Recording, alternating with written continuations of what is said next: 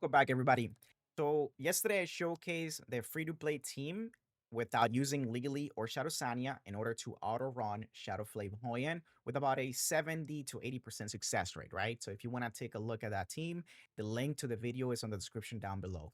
Now today I am showcasing the team that I'm using to pretty much get a 99% success rate, right? And nothing is 100% in this game since we traded a 50-50 chance on a banner for RNG hell everywhere else. At least that's how I feel. Now, in this case, we're running a damage over team. It is the most consistent and also the fastest, and we are using Shadow Sania. But again, this is literally 99% of the runs, you're going to be able to win them. Now, if you're able to improve the team with some of the tips that I'm going to give you, which I don't have yet, you probably will guarantee it 100% of the time. Now, in this case, we're using Obol again, right? We're using Viper, Shadow Sania, and Fangus. Now, it's very important that you control the speed of your team, right? So in this case, we don't want them to be as fast as possible, actually. So the reason why is you want your Obol to go before Hoyan, right? Especially on the first turn, because he's going to apply the stun on the ads. Now, the reason why you don't want him to be above 252 speed, right? So anything between 247, right? Which will guarantee you going before Hoyan and the ads. But 247 to about 252 is the sweet spot so that the second time he's about to cast his S3, he doesn't go before the ads, right? So in this case, we're using Codes of Magic for the shell. And the reason why, because again, we're trying to use his S3 at least twice in a row. And we're using Swift Rush again with Time Weave, again, with as much effect accuracy as possible. Now, 200 is ideal, right? But in case, right, you're looking to make up that difference, I mean, at this point, it's about 240, almost 250 for me. And I'm getting the rest with Insight, which is the third passive within my Codes of Magic. Now, I do not recommend anybody to be rolling, again, pieces or anything like that.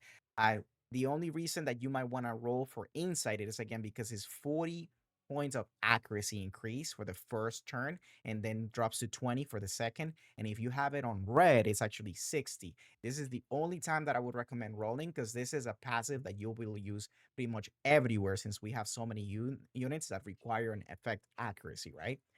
Alrighty, so now the second unit that we're using in this case is Viper. And Viper is here in order to mitigate the damage that your team is taking.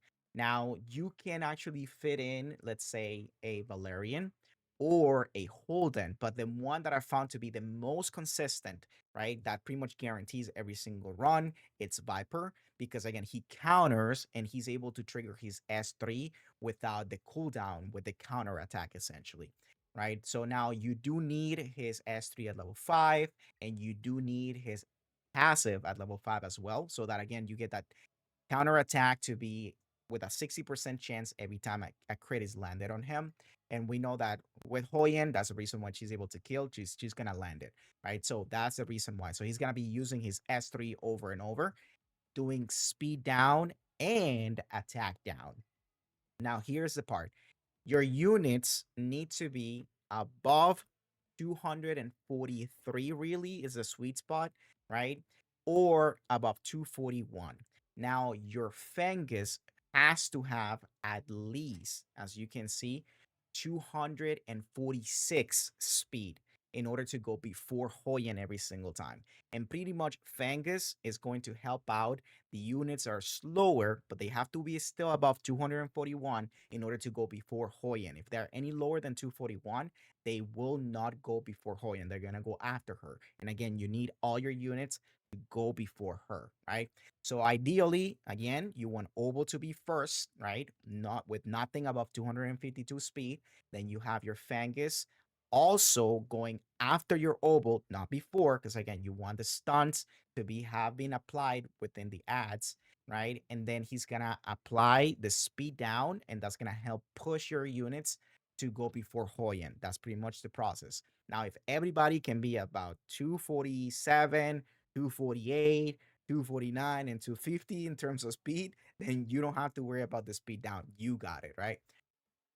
Now, in this case, ideally, you actually want to bring another artisan, but unfortunately, I don't have an artisan with shadow in the shadow dash in the middle. So if I put it, I lose about 10 speed. So that makes my Fangus go after Hoyan. And in this case, I really need him to go before her. You can throw in Gigabit or in this case, Halloween. Just make sure that he has again above 246 speed so that he can go before Hoyan. And if you can throw Battle Wheel, right? The reason why we use Fangus as well is because of his follow up on his passive. So every time your team goes, he's gonna attack again, applying more damage over time. Alrighty. And then we have Shadow Sania, which is technically the main damage dealer. You see minus a 241 speed with her S1 at level 5. We're also using Codex of Magic on her so that we can trigger her S3, right, multiple times in a row. And again, I'm pretty much mismatching right here with whatever I got. Now, accuracy on her is also super important, just like everybody else. But if you, let's say that your sets are a little bit all over the place, Obol, you wanted to have, again, at least 250, at least between 247 to 48, but being faster than everybody else, but no above 252 with the most accuracy possible. Then your Fangus, right? In order to be able to push everybody, in case not everybody can be above 247, right? But again, between 241 is the minimum. And then we have Viper after, and then we have Shadow Sania. And again, they all have to be above 241 speed. That is the key.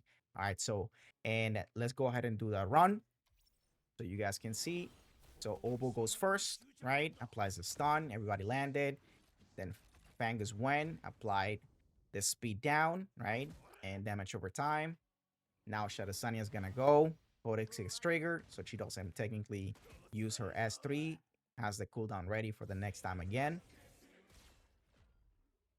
So see, even with that punch, right? Because unfortunately, Viper did not apply the attack down. He still survived, but they're good because on the next turn, Viper is gonna apply it again, the shield on Fangus, so he will be good. And we have plenty of damage over time being applied right now. He goes again. Again, like I said, this is RNG hell. No matter what you do in this game, again, even with 300% effectiveness, they can still miss. And somehow something that is supposed to be 1 in like 10, 1 in 100, it's like more like 50-50 all the time. It makes no sense. But anyways, then comes Shadow Sania, and he is dead. Alrighty. So one more time, let's do another run. And you'll see it's the same process when everything works out, which is the stun is applied, right? The attack down is applied, the speed down is applied. It's a much better and quicker run. All right, there we go. Boom, speed down,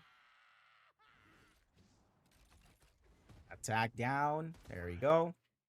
Damage over time applied. Stuns are applied. There we go. And this is what I mean, right? See how close they are to one another? So if his speed was above 252, he would go before this minion. Which is why you want him to be between, again, sweet spot is 247 to 252, but he has to be the first one to go before everybody else. And that run is won. There we go. Alrighty, perfect. So another good run. So now I have another video coming up today. Today's gonna be my first day posting 2 videos. We're gonna talk about what I just mentioned. I feel like we did a pretty bad trade. Honestly, I'm playing and I reaching Inferno, being able to outer and all that does not feel as rewarding and worth the amount of work that we have put in. But I'm gonna leave it at that. So we'll leave it for the other video. Alrighty, guys. So I will be posting video about other content. I'm working once again on Aurora in order to get Inferno clear through with a more consistent team and also a free-to-play team. And I'll see you all get on the next one. If you have any comments, any ideas, make sure that you leave it on the section down below. I'll see you later. Bye bye.